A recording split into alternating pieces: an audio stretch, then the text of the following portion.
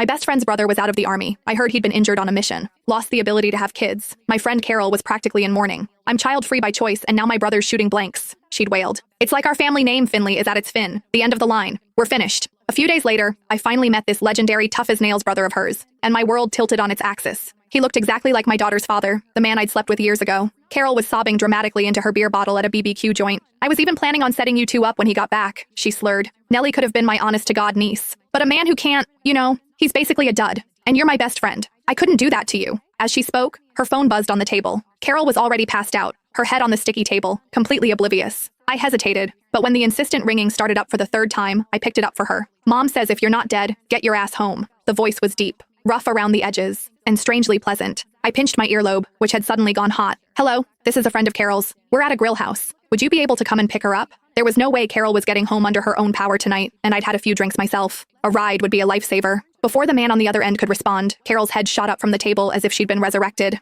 Oh, my poor brother, she howled. Spent his youth at the academy, got to be an old man, and he's probably still a virgin, and now no one's ever going to want him. The other end of the line went unnervingly silent. The sheer awkwardness of the moment sobered me up a little. She's had a lot to drink. Address, number 8, South Ring Road. The line went dead. Soon, a black SUV pulled up, and a tall man got out. He wore a rugged work jacket, his frame defined by broad shoulders and long legs. I couldn't see his face in the dim light, only a sharp, imposing silhouette. At that exact moment, a video call came through on my phone. Is that Nellie? Carol mumbled, squinting at my screen. Calling so late. I hope everything's okay. You should take it. My brother's here. She waved a floppy hand at the approaching figure. A knot of parental anxiety tightened in my stomach. Without a proper greeting for the man, I just waited for him to get closer before stepping aside to answer the call. Nellie's tiny, beaming face immediately filled the screen. Mommy! Her cheerful smile was an instant relief. Hey, sweetie. Why are you still awake? I missed you. In the background, I could hear my mom's voice. We took her down to the creek to catch crawfish today, and she's been wired ever since. Refused to sleep until she talked to you. You're still out? Just catching up with Carol. My mom had taken Nellie to visit our old family home for a few days, giving me a rare bit of quiet. Is Auntie Carol there? Nellie's face squished against the camera again. Mommy, I want to talk to Auntie Carol. I glanced back towards the restaurant entrance. Carol had been hoisted over the tall man's shoulder like a sack of potatoes and was being unceremoniously dumped into the passenger seat of the SUV. That's right, dumped. The corner of my mouth twitched. He really was a man of action. Having Nellie was an accident. 4 years ago, I'd just gone through a bad breakup.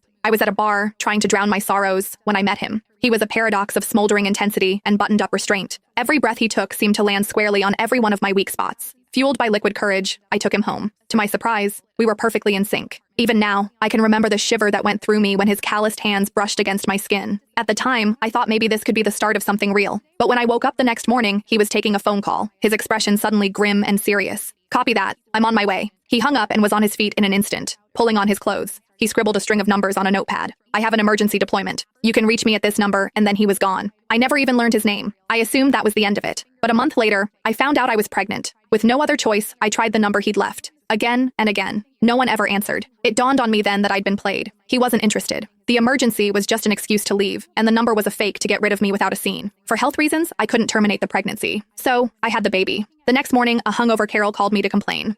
My brother is so rough. He bruised my arm getting me out of the car. I'm telling you, Ava, you can't ever date a guy like that. He's got violent tendencies. Her rant was cut short by a low, warning voice in the background. Carol. She went silent immediately. Then, a new, sycophantic tone took over. Brew, are you free this afternoon? My friend needs help moving some boxes. No. Perfect, Carol said to me, completely ignoring his response. I found you some free labor for this afternoon. He'll help you move your stuff. No, it's fine. I can handle it. He's practically family, don't be shy. He's unemployed and just sitting around the house all day anyway. I thought she was joking. But that afternoon she showed up at my shop, and trailing behind her was a tall, familiar man. I own a women's lingerie boutique in the city. I've been running it for years, and business is good. I've never hired any staff. I just handle everything myself. Carol helps out sometimes when I get swamped. I was in the middle of taking inventory when I heard arguing outside. The boxes you want me to move are for a lingerie store? What's wrong with lingerie? You walk around commando? Jasper, if you give me any more attitude, I'm telling Dad you're a misogynist. You really want to test me right now, don't you? The man's voice was laced with impatience. As their argument escalated, I hurried outside. It's okay, really. There aren't that many boxes. I don't need this much help.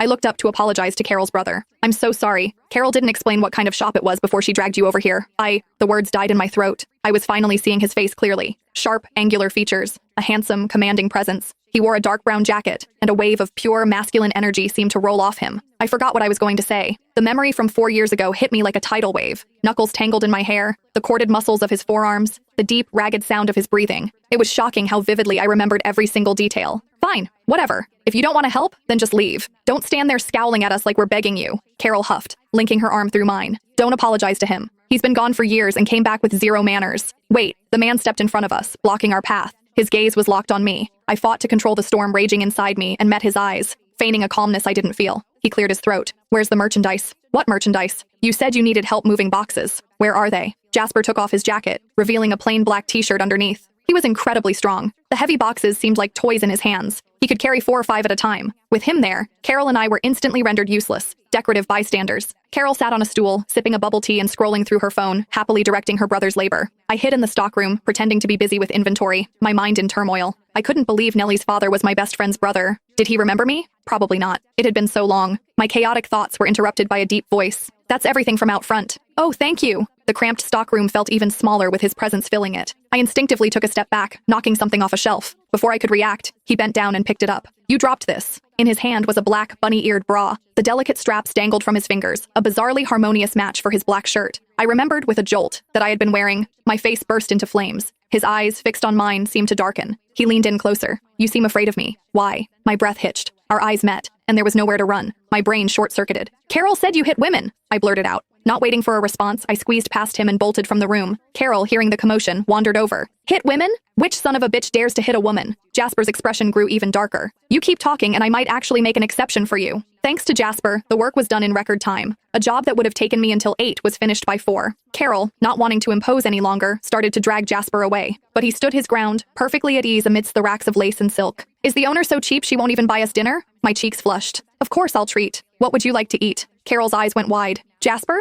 Have you no shame? Making my friend buy you dinner? What kind of man are you? You pick the place? I'll pay. Now that's more like it. Carol was finally satisfied. She hooked her arm in mine and whispered, my brother's actually loaded, so it's rare to see him open his wallet. Think of something good and don't hold back. Whether by chance or by design, the place she chose was right next to the bar where Jasper and I had first met. Neither Jasper nor I were big talkers. Thankfully, Carol was there to fill the silence, making things less awkward. But I could feel Jasper's gaze on me the entire time, an intense, undisguised heat. Suddenly, my phone rang. Carol immediately leaned over to see the screen. Is that Nellie? I haven't seen her in ages. I miss her so much across the table. The man's expression shifted, becoming unreadable. I stepped outside to take the call. As I left, I heard his low voice ask, She's married? Jasper's question immediately set Carol off. What's that supposed to mean? A woman can't have a kid unless she's married? You're such a dinosaur. So, she's not married? Jasper's posture relaxed back into its former casualness. He leaned back in his chair, took a sip of tea, and the corner of his mouth curved up. Good. Not married is good. So, have you met the guy? What's his story? Carol stared at him, her expression growing stranger by the second. Bro, I gotta be honest.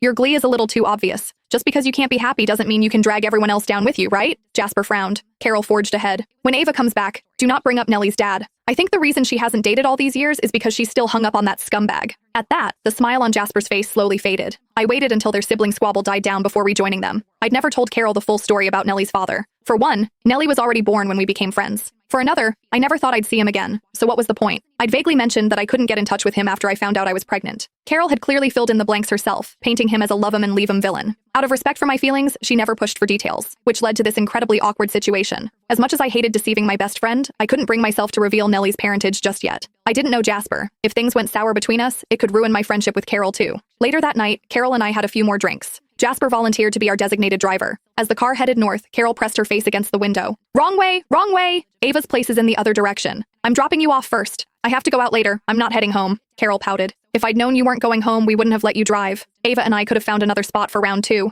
Jasper shot her a look but said nothing. He pulled up smoothly in front of the Finley house, and Carol got out reluctantly. The thought of being alone with Jasper was unnerving, so I started to get out too. My place isn't far from here. I can just grab a cab. If you have plans, you don't have to bother. It's no bother. It's on the way. Carol nodded. Exactly. Just let him drive you. It's not like he's got anything important to do this late at night anyway. Arguing further would just make it weird, so I accepted. Where to? The Happiness Avenue apartments. He glanced at me in the rearview mirror, a hint of a smile in his eyes. Didn't you want a round 2? I can take you now. No, Carol was just kidding, I said politely. Thank you both so much for today. You were a huge help. Acting like strangers, are we? Or have you forgotten?